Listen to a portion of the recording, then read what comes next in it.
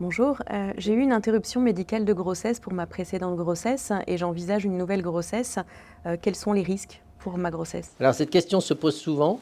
Elle peut se poser, comme vous, après une interruption de grossesse ou après la découverte, le plus souvent inopinée, d'un enfant né avec une infection ACMV grave. Et les délais à observer éventuellement pour se prémunir d'une deuxième infection pendant la grossesse sont à peu près les mêmes. On va dire, pour être avec une marge de sécurité importante, que 6 mois avant de redémarrer une grossesse est une marge de sécurité suffisante. Alors pourquoi?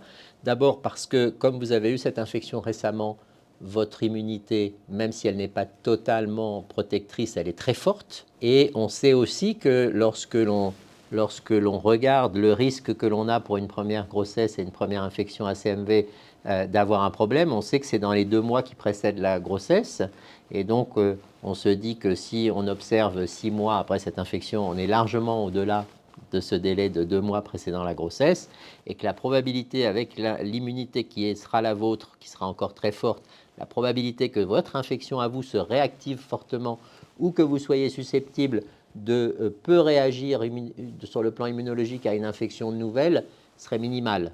Donc on pense que 6 mois est un délai raisonnable et que si, par hasard ou par chance, la grossesse survenait avec un délai d'au moins 2 mois, ce serait déjà probablement très sécurisé. Alors après, va se poser bien sûr la question de savoir comment être sûr que vous n'avez pas refait une infection ou une réactivation de votre propre infection ou un nouveau contact avec le CMV en début de grossesse, puisque la règle du risque au cours du début de la grossesse reste vraie, qu'on ait une première infection ou une infection secondaire.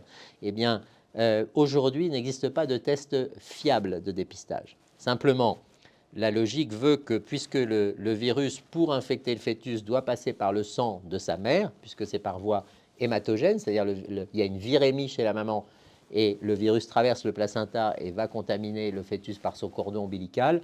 Si on vérifie votre virémie par PCR, tout le monde sait ce que c'est la PCR depuis le Covid, si on vérifie votre virémie, l'absence de virémie par une PCR en début de grossesse, voire 2 fois dans le premier trimestre, même si ceci n'a pas encore valeur de test de dépistage, il est vraiment extrêmement improbable que vous refassiez une infection active au premier trimestre de votre grossesse, premièrement.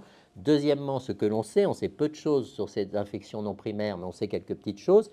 La probabilité, si vous avez du virus dans le sang, que ce virus, une fois que vous êtes immunisé, passe chez le fœtus est de 1%.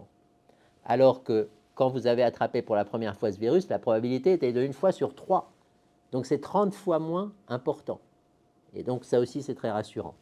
Et puis, considérant votre antécédent, eh bien, même si l'échographie de dépistage pour repérer des signes de CMV n'est pas bonne, dans votre situation, on inclura cette checklist qui est très particulière dans l'examen que vous aurez, l'examen dit morphologique du deuxième trimestre. On a découvert chez mon enfant une infection à CMV. Quels sont les risques pour ma prochaine grossesse? La réponse à cette question se trouve dans l'autre partie de la vidéo qui concerne une dame qui a dû faire une interruption médicale de sa grossesse pour une infection sévère à CMV pendant la grossesse. Très bien, merci beaucoup.